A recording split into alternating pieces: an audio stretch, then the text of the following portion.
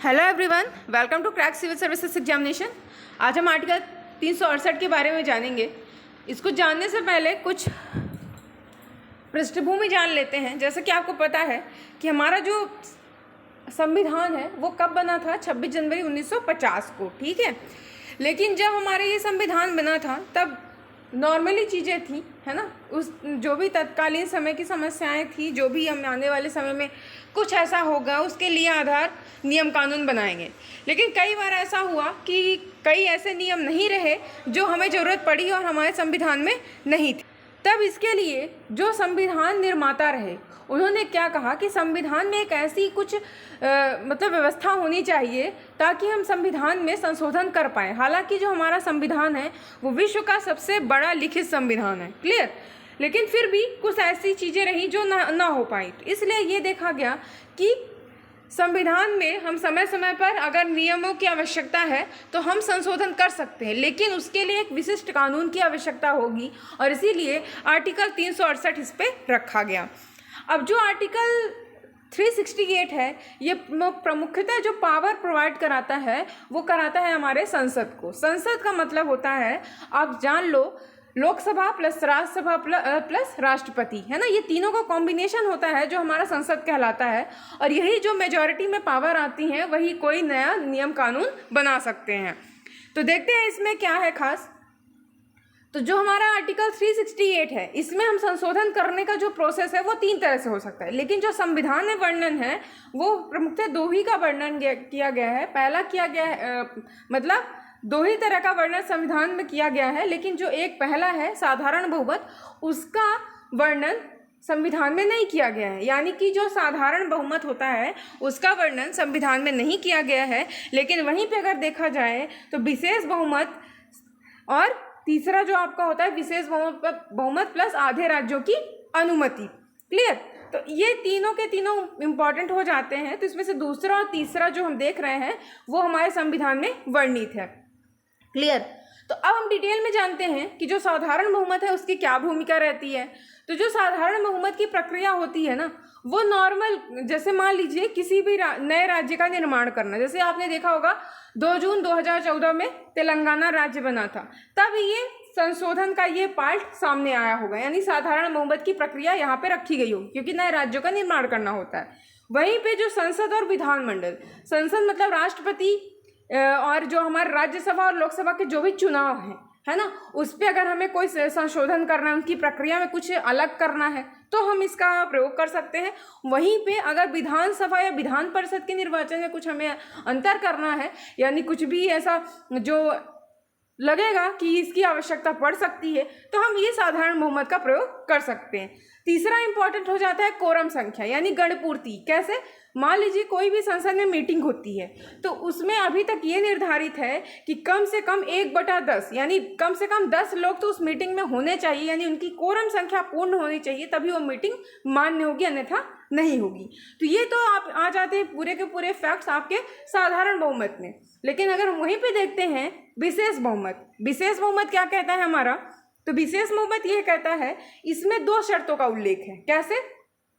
पहला ये शर्त रखा गया है कि संसद के प्रत्येक सदनों के सदस्यों का बहुमत, यानी कि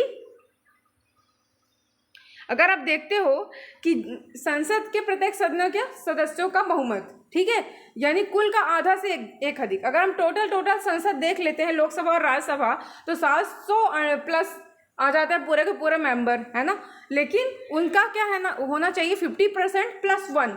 इतनी अगर वहाँ पे बहुमत आ जाती है तभी विशेष बहुमत मान्य होगा किसी भी विषय के लिए। वहीं पे अगर दूसरा देखते हैं तो जो भी उपस्थित या मतदान करने वाले सदस्यों के 2/3 बहुमत, यानी कि अगर आप देख पा रहे हो तो जितने भी वहाँ पे सदस्य उपस्थित होंगे उसका 2/3 भाग की जो मान्यता होनी चाहिए बहुमत में वो यहाँ पे क्लियर होनी चाहिए, क्लियर।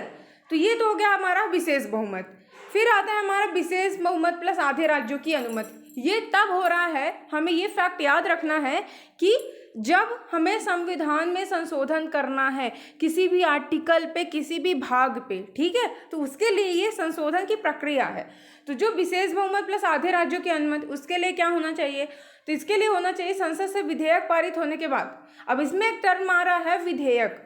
अब जानते होंगे कि कोई भी चीज़ अगर किसी एक सदन में लाई जाती, चाहे वो लोकसभा हो या चाहे राज्यसभा हो, तो फिर उसके बाद विचार विमर्श होता है, फिर वो दूसरे सदन में पेश की जाती है, या अगर वो लोकसभा में आई तो फिर राज्यसभा में जाएगी, और राज्यसभा में आई तो लोकसभा में जाएगी। हालांकि इसके लिए ज़्यादा पावर लोकसभा के पास होती है, लेकिन फिर भी दोनों के पास कंपलसरी है कि दोनों पक्ष में विचार विमर्श होना आवश्यक होता है, ठीक है।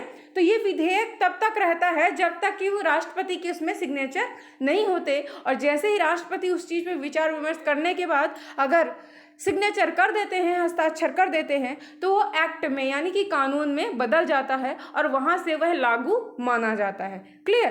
तो ये प्रक्रिया होती है हमारे।